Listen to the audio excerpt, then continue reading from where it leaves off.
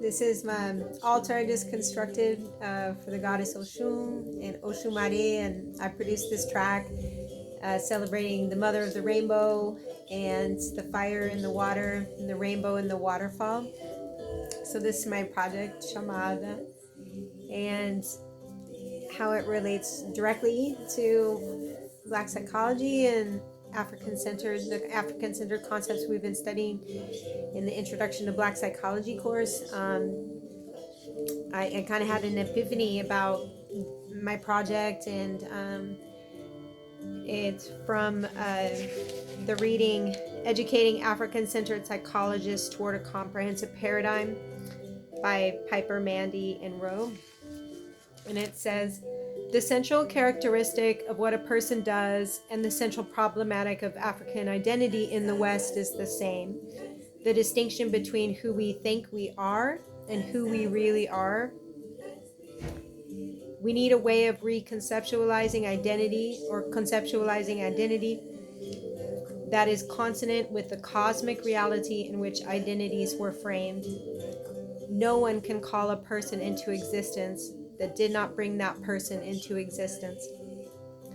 If others who did not generate the person names that person will not be named in a way that sets her or him free.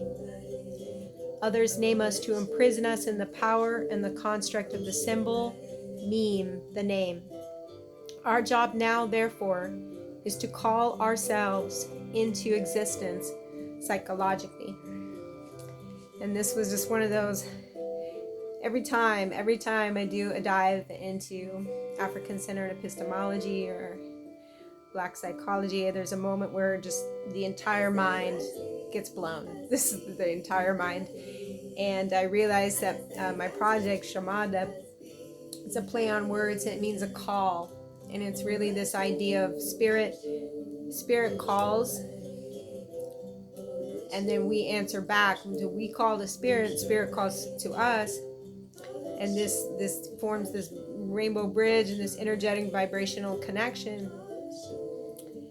And in a way, that's the way in which I can summon the spirit, by listening to the call of spirit, which is summoning me. And anyway, I just had one of those moments where I realized in my own healing journey, which has been about how to define myself outside of the constructs of Western hegemony. Anyway, I guess you get where I'm going with that, but it has had a really deep impact on me.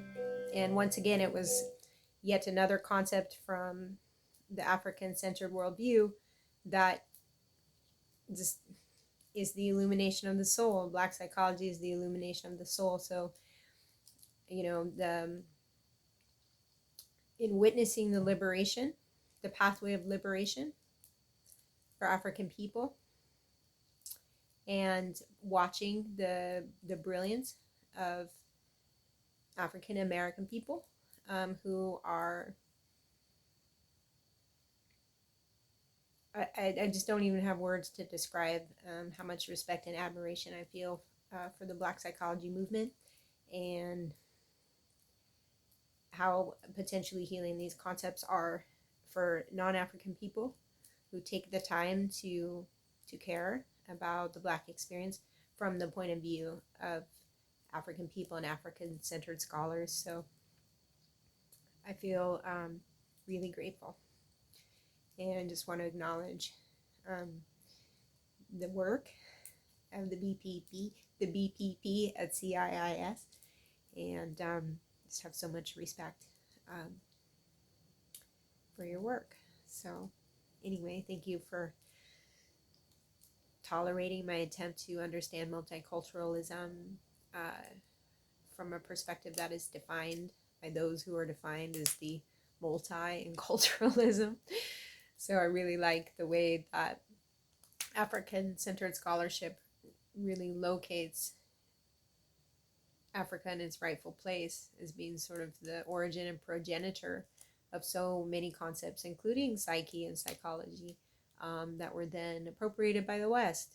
And so for me, it's just to to witness epistemic justice in action is really healing for my heart. And for me, it represents knowledge that I feel is worthy of transmission, because so much of what is considered knowledge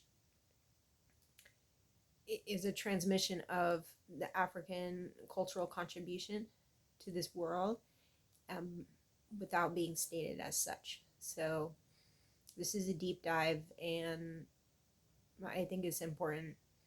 I think it's important to be aware of what's going on in that space, as a non-African identified person who loves Africa and has been touched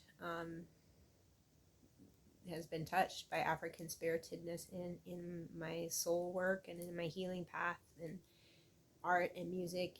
Anywhere I turn, I just have to bow down and give reverence, for the contribution of African people, and also stand up for justice, for the justice and healing, and and learning how to center and articulate why that centering is important to folks outside of the African centered context, because I really think that's what it's going to take, is for this othering to end, and for understanding to be built on a bridge of epistemic um, authenticity. And the only way to do that is to listen to people's description of themselves and their culture. And this idea of describing people from within the Western hegemonic assumptions and biases is just, I don't see a future in that. That is healing. And so this is a way that I can participate in not participating in that, and do what I can to be a part of a collective transition away from Western and Eurocentric dominance, and learn how to dismantle that in myself, or locate that in myself. And so these concepts are really important to me in that healing journey, just in terms of whatever really vibrates and resonates, then I can do a deeper dive into my own cultural location, pre-capitalistic expressions, right, of older orientations. And these theories are there, these concepts are there.